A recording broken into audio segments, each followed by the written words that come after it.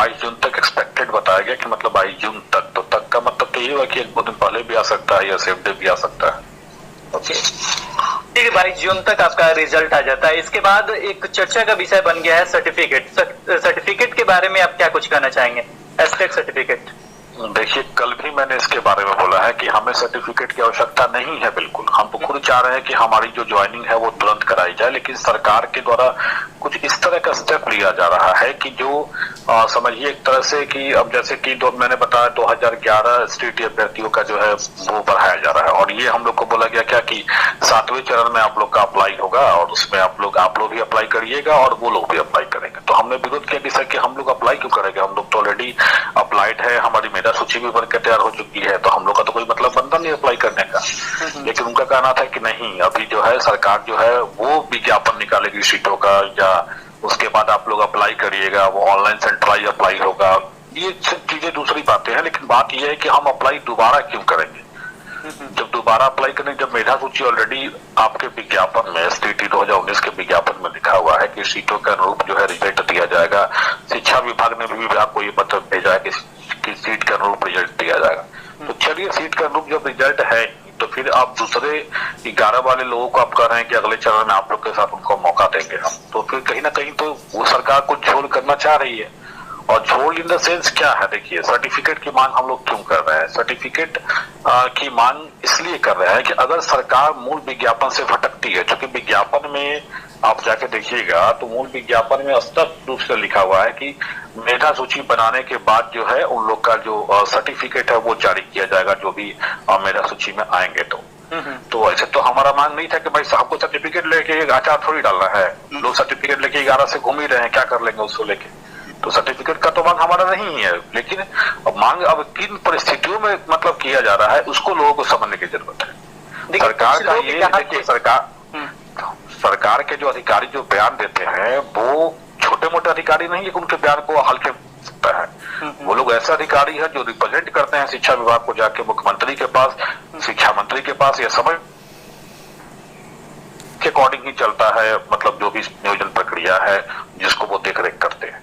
इसलिए उनकी बयानों को मतलब लोग कहते हैं लिखित कुछ आ जाती है, ठीक है, हम लोग भी वेट कर रहे हैं कुछ लिखित आ जाए तभी कुछ करेंगे हम लोग।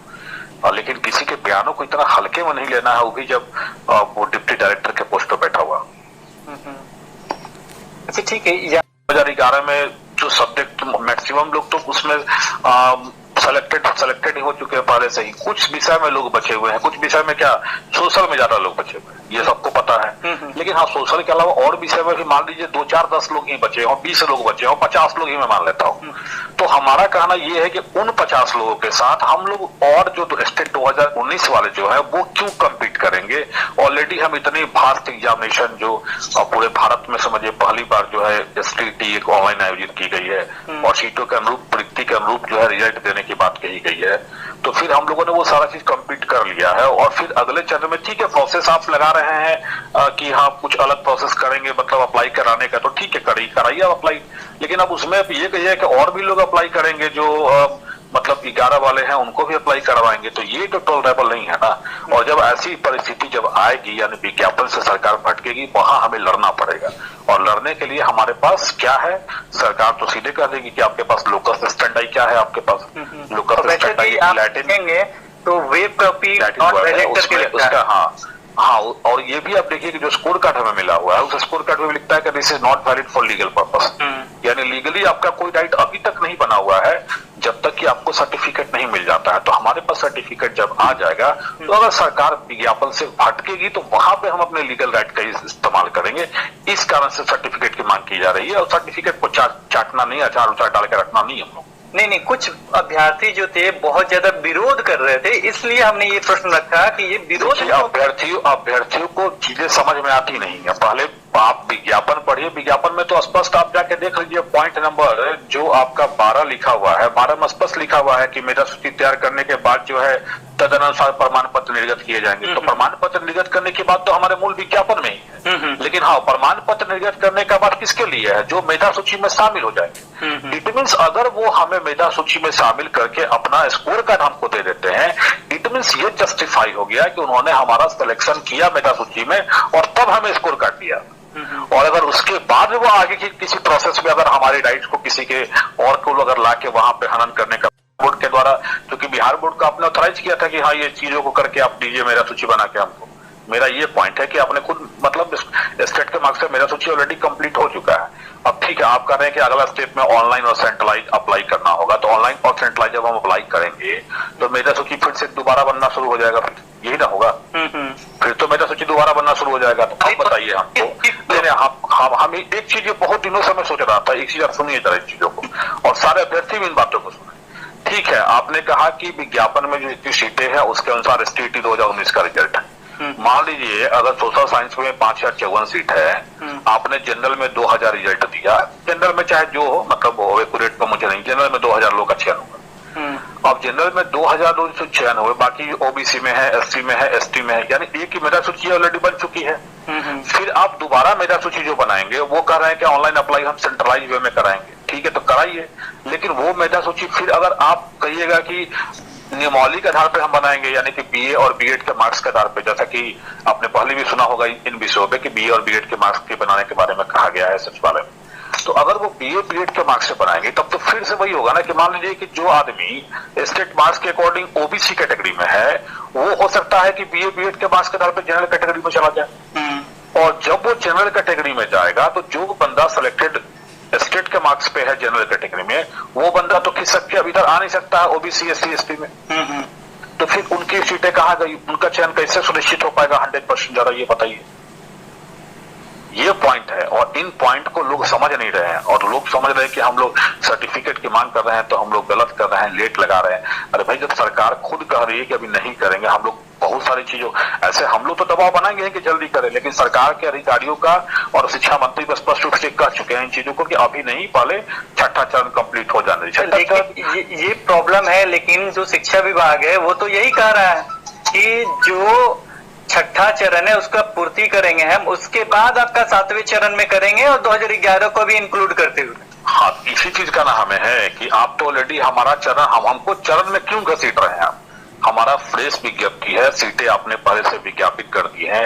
आपको बता दें कि कल ये भी बोला गया कि मतलब सीटें विज्ञापित हैं तो मतलब शिक्षा विभाग का विज्ञापित करेगा। वो तो हम लोग एक लिए हुए हैं कि उतना ही सीट पे रिजल्ट हम लोग को चाहिए, उतना कैंडिडेट की हमको आवश्यकता पड़ेगी। तो तरह तरह के ये बयान नहीं देना चाहिए जो भी अधिकारी ये बयान दे रहे हैं, और खास करके जब वैसे अधिकारी बयान देते हैं ना जो मतलब बड़े पद पे हैं और जिनका मतलब समझिए कि वेटेज है जिनकी बातों का, या जिनकी चीजें मतलब सचिवालय से लेके हर जगह पे जो रिप्रेजेंट करते हैं शिक्षा विभाग को। अब नाम तो मैं नहीं डिस्क्लोज करूंगा, नाम क्यों डिस्क्लोज करूं किसी का, कि समझ रहे हैं आप पब्लिक फोरम पे किसी का नाम देखना, लेकिन चीजें ये सही नहीं हो रही है, कहने का ये मतलब।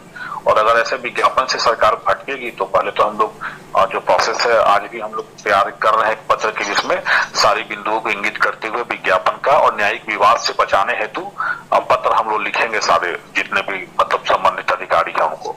अब आगे उसके बाद अगर वो लोग कुछ ऐसा स्टेप लेते हैं जो गलत हो रहा है किसी के साथ, मेरा ये मोटिव नहीं है कि मतलब SST के स्टूडेंट के साथ ही गलत हो रहा है। मेरा मोटिव है कि विज्ञापन के अनुरूप बहाली होनी चाहिए। विज्ञापन में आपने ऑलरेडी कहा दिया इन चीजों को, आप 7वां चरण में लीजिए, उन लोग को मैं मना नहीं कर रहा हूं 2011 वाले की बैठता अपना बढ़ाइए, लेकिन साथ ही साथ आप ये भी कहिए कि हाँ उनके लिए अलग सीट का व्यवस्था किया जाएगा। लेकिन ये स्टेटमेंट नहीं दे रहे हैं ये लोग, ये जो सीट की बात नहीं कर रहे हैं कि हाँ उनके लिए सीट की अलग व्यवस्था करेंगे। ये स्टेटमेंट नहीं आ रहा कि सीट बढ़ाया जाएगा, हाँ सिर्फ बढ़ाया जाएगा और आपके साथ अप्लाई किया जाएगा, ये दिया जा रहा है। लेकिन हम जब सीट की बात कर रहे हैं तो सीट के ऊपर कोई स्टेटमेंट नहीं कि हाँ सीट भी बढ़ेगा। तो आप ये भी कहिए ना कि सीट भी बढ़ाएंगे हम, ये कहिए तो हमें संतुष्टि हो जाएगी, हमें कोई दिक्कत नहीं है भाई। लेकिन जब ये नहीं कहिएगा तो दिक्कत तो होगा ही होगा। अच्छा, एक मुख्य प्रश्न जो जनरल वे में अभ्यर्थी पूछते हैं कि ये जो बहाली है ये कब तक कंप्लीट हो जाएगा, यानी कब स्टार्ट होगा और कब तक कंप्लीट हो सकता है? देखिए, सरकार की मंशा अगर आज हो बहाली करने की तो ये 1 महीना में कंप्लीट हो जाएगा। ये सारा कुछ सरकार पे डिपेंड करता है कि सरकार कब इसकी मंशा है। हाँ, इतना जरूर है कि हाई स्कूल +2 में शिक्षकों की बहुत कमी है, चाहे वो सामंजस्य करें या जैसे भी करें, उतना टीचर ये फुलफिल कर नहीं पाएंगे किसी हाल में जितनी वैकेंसी हाई स्कूल +2 में है।